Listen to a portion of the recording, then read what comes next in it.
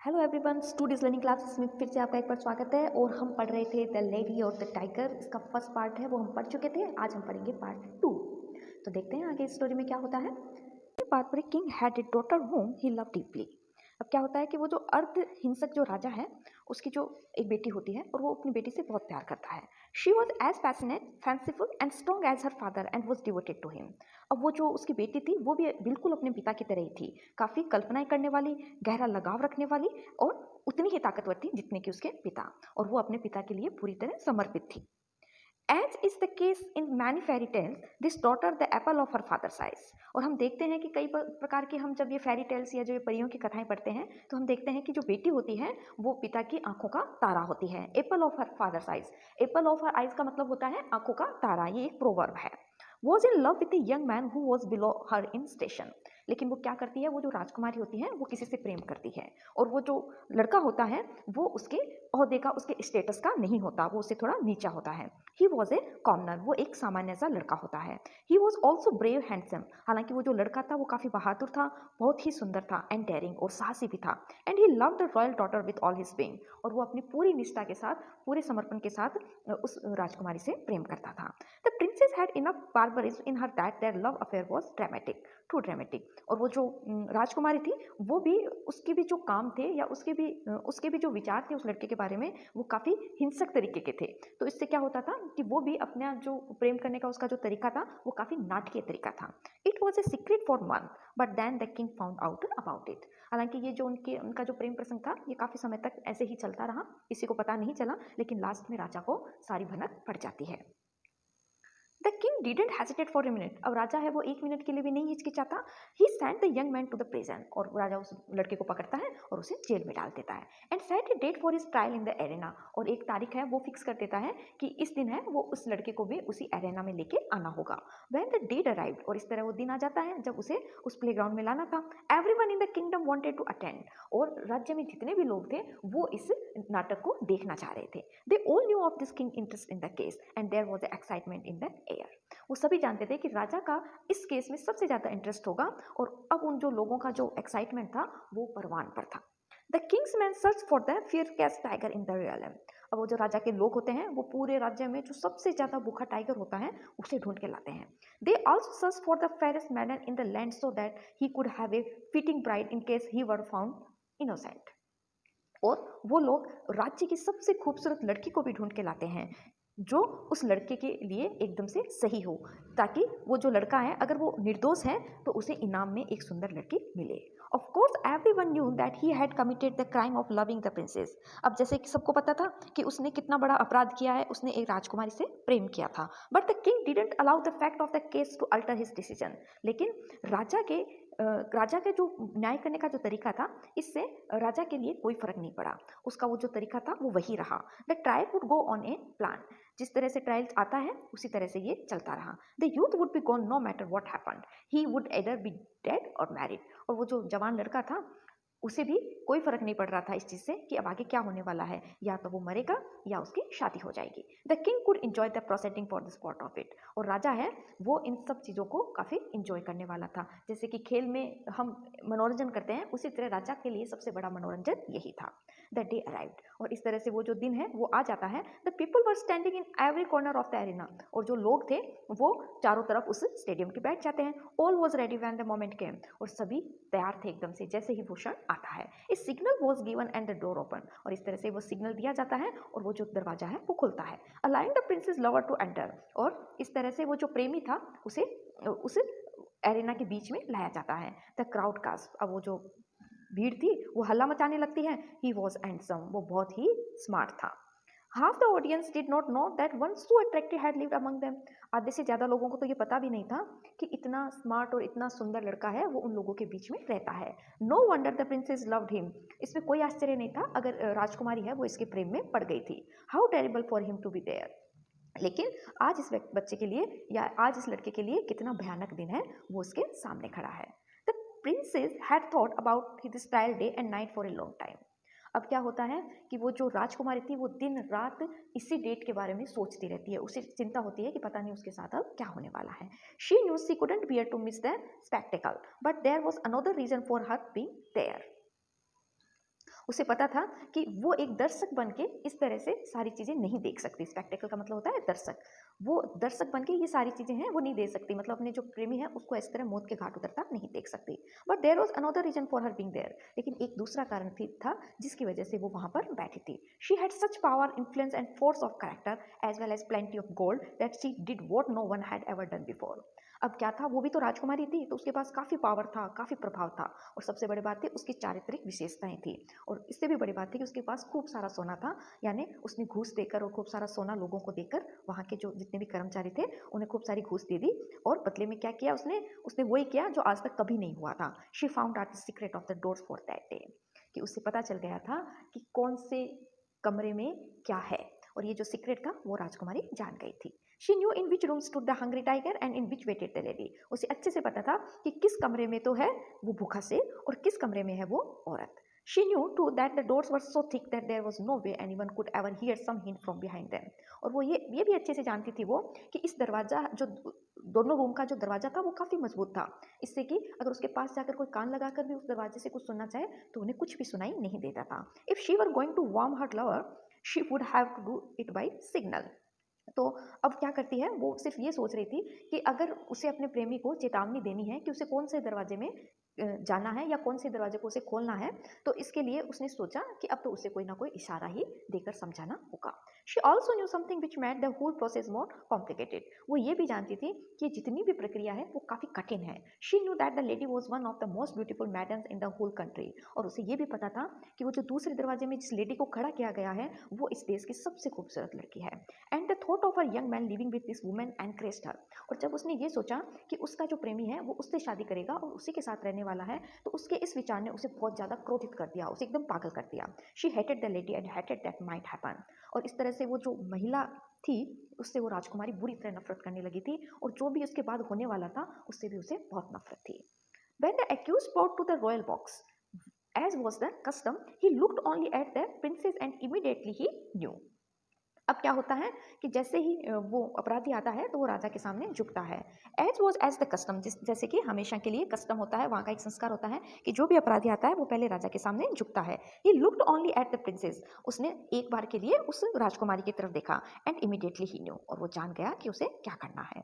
He had expected her to find out the secret of the doors. उसे उम्मीद थी कि वो जो राजकुमारी है वो जरूर उसे बचा लेगी, और उसे पता चल जाएगा कि राजकुमारी है वो ये चीज़ बिल्कुल ढूंढ लेगी कि कौन से दरवाजे को उसे खोलना है। And now he knew that she had the answer, और उसे पता चल गया था कि उस राजकुमारी के पास उस दरवाजे का आंसर है।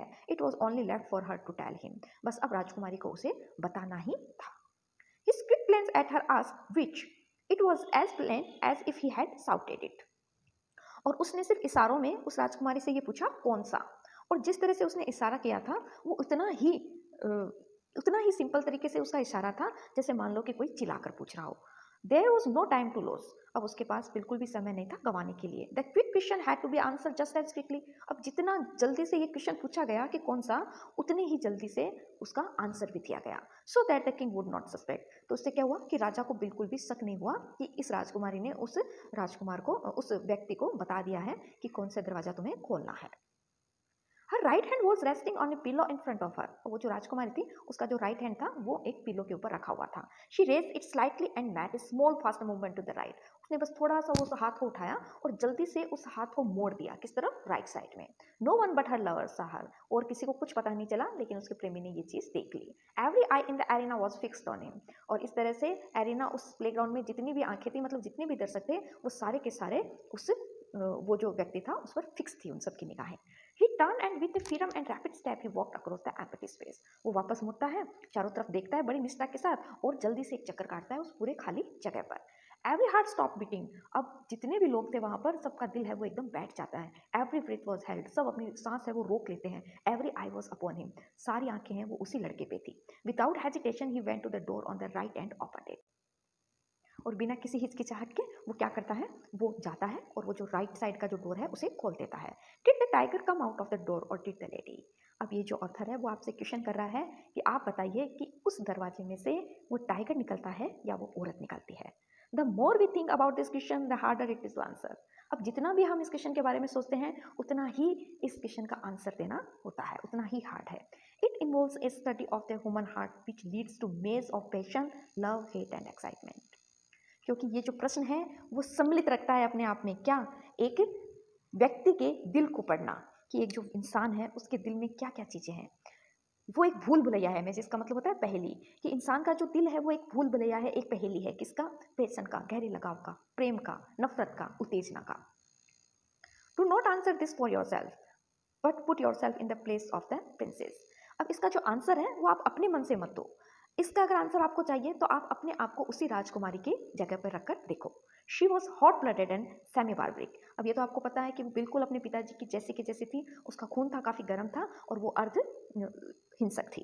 And her soul burn with the twin desire of longing and jealousy. और उसकी जो आत्मा थी वो जल रही थी, किस चीज़ से? उसकी आत्मा है वो तड़प रही थी, उस तृष्णा से, उस लालच से और उस ईर्ष्या से जो उसे उस लेडी से थी। She knew that she had already lost him. उसे, राजकुमारी को अच्छे से पता चल गया था कि वो उस लड़के को खो तो चुकी है, बट टू होम। लेकिन अब आगे क्या? अब उसको क्या करना है? How often she had lane awake at night imaging the horror of her lover being killed by A tiger. जब उसे पता चला कि इस तरह की उसके पिताजी ने डेट है वो घोषित कर दी है उस लड़के के लिए, उसी दिन से पता नहीं कितनी रातों तक वो जगती रही और ये सोच सोच कर रोती रही, दुखी होती रही कि वो कैसे उसका जो प्रेमी है वो एक मौत के गले में चला जाएगा या मौत के मुंह में चला जाएगा।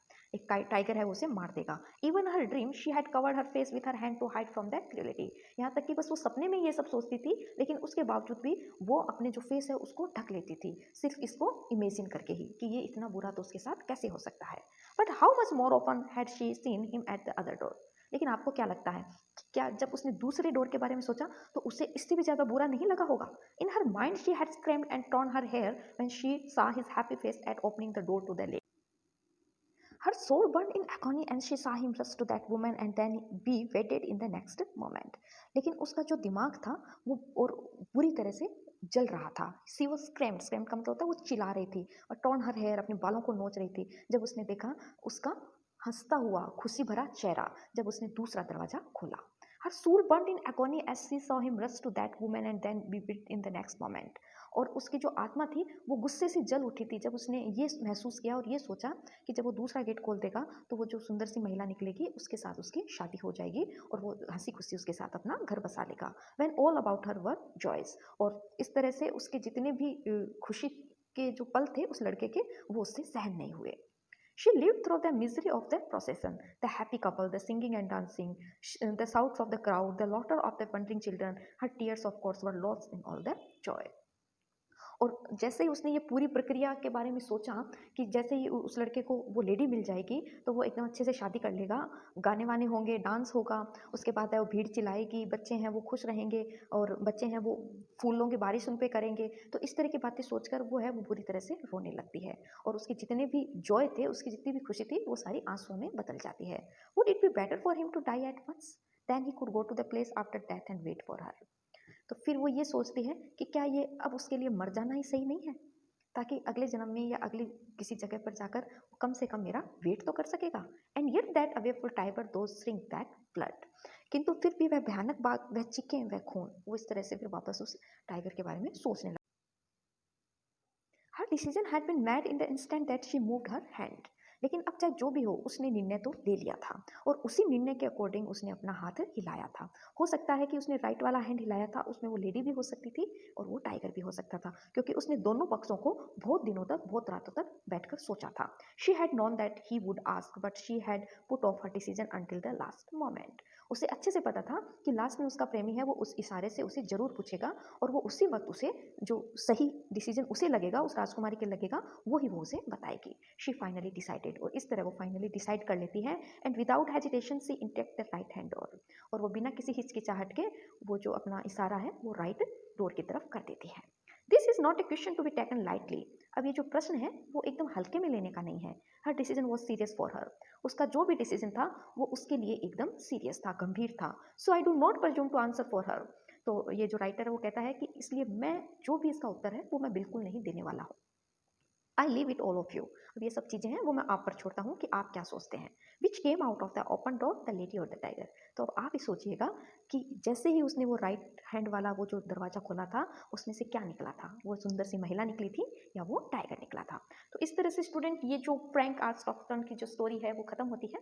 इसमें जो सबसे इंपॉर्टेंट क्वेश्चन बनता है वो ये बनता है कि आपकी नज़र में उस लड़के ने कौन सा, जब दरवाज़ा राइट हैंड वाला खोला था उसमें से क्या निकला था, वो टाइगर निकला था या वो लेडी निकली थी।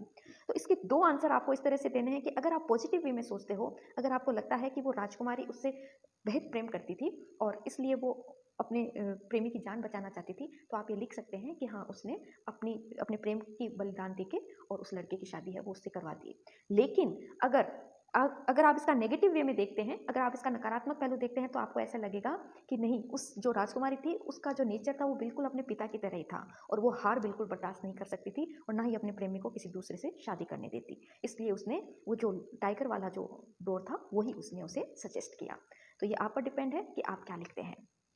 अगर आपको ये वीडियो अच्छा लगा हो स्टूडेंट, तो प्लीज़ इसे लाइक कीजिए, शेयर कीजिए और सब्सक्राइब कीजिए। Thank you so much.